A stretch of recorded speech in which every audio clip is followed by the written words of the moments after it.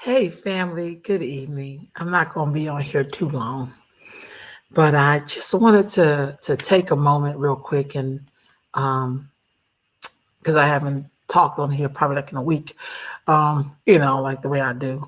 But I just kind of wanted to real quick talk about The Harder They Come. Now, I've seen it 3 times because I'm one of those people that before it became fashionable, I've been watching black films since the early 80s when I discovered them as a teenager. And I've always loved watching um, black movies. Like, I have a whole library of black movies. Like, I grew up watching black figures.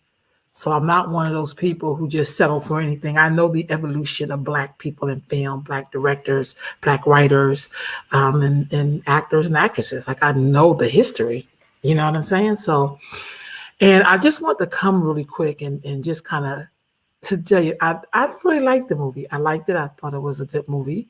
And I liked it. I watched it, 3, 4 times already, and I tell other people to watch it. But I also think when you watch a film, you know, and I want y'all to really hear me, when you follow a film and you look at it, if it was just like a film with some people that they made up, then I probably wouldn't have cared. Honestly, I mean, I just wouldn't have been like, oh. But I am a person that I think that I don't know about y'all, but when I was young, I watched a lot of black movies. Like the people who motivated me in terms of imagery, since we love to blame shit on imagery sometimes in our community. But I grew up watching Get Christy Love, and I grew up watching Judy Pace and Tamara Dotson, and God, there's so many. Marlena Clark. I could just go on down the list. There's so many of these women that I watched growing up who literally impacted me in the way I see myself. And they were people who looked like me, who I can identify with. And I followed their careers. I watched some of the films they did that weren't as great, and some that were classics. You know what I mean? Now they're classics. So the harder they come, the harder they fall. Sorry, so I'm thinking of Jimmy Cliff. The harder they fall. I thought it was a great movie. I thought it was a really good movie. I enjoy watching it. So when you watch a movie, of course you look at it. There's things about it you like, things about it you don't like. But that don't mean that the movie's bad. It just means things that I like. I absolutely loved seeing Regina King do her thing. Like she did her thing, y'all. Like I loved her character, and I loved the other one, Cuffy. I liked her portrayal in the movie because to me, those were probably real to life, even though they're being inspired by. I think they really stuck to the character. To be in the Wild West, you really did have to be like a kick-ass, no nonsense person. You wasn't in there as a sex symbol. And I feel like sometimes, and this is my truth, y'all, I'm not trying to be funny. Sometimes black directors, not all, so please hear me when I say some, because sometimes they don't do. Sometimes you need like an authentic person to help you make your stuff authentic. You know what I mean? So I thought that her character made a lot of sense. She was very tough. We're talking about the Wild West, not a music video. We're talking about the Wild West, which was really hard and very gritty. You see what I'm saying? So I think that sometimes it's important to have characters that are real to the time. You know what I mean? And what they're representing. And so, with that being said, because I really like the movie The Harder They Fall, but I feel like when people criticize something, it don't mean that they don't like it. You know what I mean? Everything is open for criticism. You know how long I stopped being into hip hop when I started seeing only the mixed people in it. I was like, I'm not listening to these niggas. Or when they started talking about red bones and fair skin and high yellow and all that, I was like, I'm not listening to no more hip hop like that. Like I was just done with it. And that came from some of the so-called conscious 5% rappers too. So they were talking like that. So because I know in our community, for some reason, we don't never want to show this on TV. We don't want to always show a black family where everybody is dark-skinned. We act like people like this do not exist at all. The last time I seen a black film that showed everybody in black futuristic was the Black Panther. I thought that was realistic. But to me, you could make a cast where everybody looks like this and it'd be just as well received. Though we say that as Black people, most of us, some of the time, we don't want to see that because maybe we don't get to blame everything on white people. Maybe we really don't like seeing Black people that look like that. Maybe we really don't. And I know that's a hard sell, but I've heard some of the things that people said, and it really makes me feel like maybe we really don't want to hear that or see that. You know what I'm saying? So that's something to think about because I'm showing you this image of this beautiful Black family. And I can tell you when I do a lot of posts and I get, if it's one light person and one dark person, then it's 1,000 and whatever it hits. But when it's an all Black family like this, we don't love it as much. And then we got the audacity to want other people to love us when we can't even love that pure image of ourselves. It's really weird. However, let me just say this.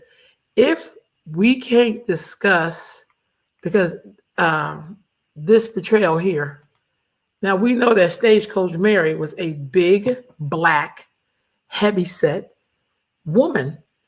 And, you could be inspired by something, but please let it reflect because we would be highly upset, honestly, because I relate to people who look like her because I know that's been a reflection of my own life. So I look at, Stagecoach Mary, the real one, and I can relate to some of her struggles. Most importantly, I don't know if Black folks wanted to see a woman who looked like her or at least in that image of even like a Lizzo. People talk about her showing her, her full figure self. And we talk about it in such a disrespectful manner. Like then we're going to say, no, it's a decency. Shut up. Give me a break. If you don't like it, don't watch it. If you don't like, I haven't bought any of her stuff, but she has every right to look like that. But more importantly, she has every right to be seen in how she wants to be seen. But also it's okay to see full figure women in a loving relationship. And I think part of it with the director is maybe he didn't want to see a fat Black woman having a love interest where somebody thought she was attractive. Let's just be honest, y'all. Because here's the thing. If we don't have a problem with this or didn't think nothing was wrong with this, then you know what? This next thing I'm going to show y'all, we shouldn't have a problem with this when it happened. I want those people to keep that same energy when we see this.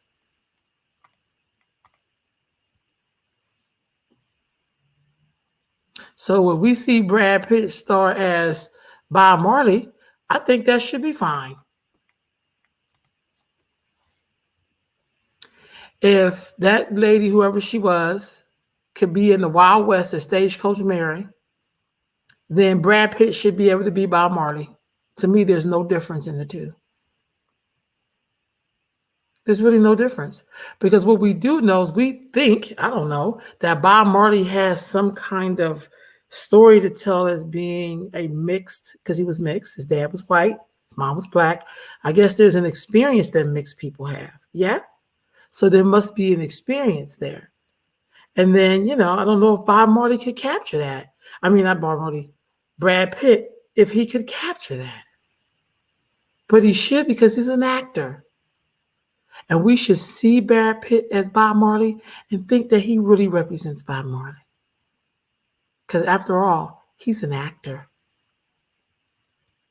So, as I said before, if we are okay with this woman here, because I don't even know the lady, playing Stagecoach Mary, okay? I don't see it in their resemblance. This woman has a gun, and look at her whole feature. There's a story that comes with her complexions, her feature, what things were like for her. And for some reason, as we do this fake thing of making all Black people seem the same, we know that doesn't work because that doesn't exist. There's things in Stagecoach Mary's life that did not afford her the right to be seen as something delicate, something beautiful, something. Someone even put a comment and said they prettied her up. I said, look at this bullshit. Like, why would we say something like that? Like that's the craziest thing. So we're still doing team light skin, dark skin while we're trying to erase people. That's really kind of sad. That's a really sad thing, family. And so I don't know the director. I don't know who he is. I think he's Seal's brother or something. And And I also think he's British. So what does he really know about the West? No disrespect, because being in London is very different, and being in England is very different, and being in Nigeria is very different.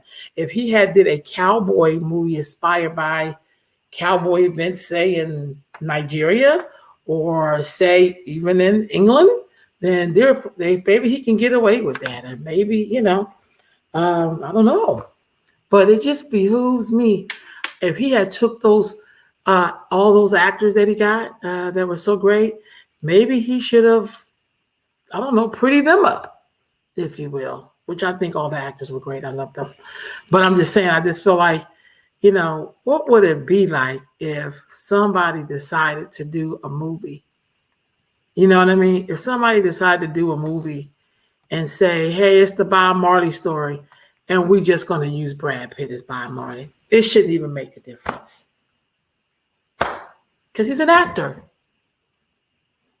And see, here's my thing. As Black people, if we cannot keep it all the way honest, if we can't keep this honest, family, how are we ever going to expect for people to have respect for us? There's something in people's character that they should have every right, and showing the person in its wholeness and in their fullness. I mean, he could have got us a whole bunch of actresses that look like Stagecoach Mary that cannot get work. This was not white people, family. This was a Black director. It's a whole Black crew. Now, I know Jay-Z's in there. We know his type of tea that he likes. But, I mean, I don't know. If she existed back in the day and looked like that, maybe we should, hey, I'm not stopping that. But I feel like, well, damn, when you're big and dark-skinned and Black and female, for some reason in our community, we don't like to show people who don't like that. We really don't. So I enjoyed the movie, The Harder They Fall. I still like it. I watched it 3 times. I watched it 4th time. I like it. But I just wish for once in our whole life that we be true to each other and not pit everything on white supremacy, because Black people produced that film. We produced that.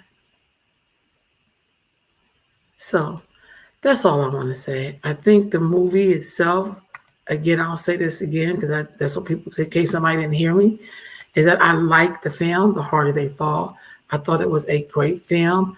I love the cinematography.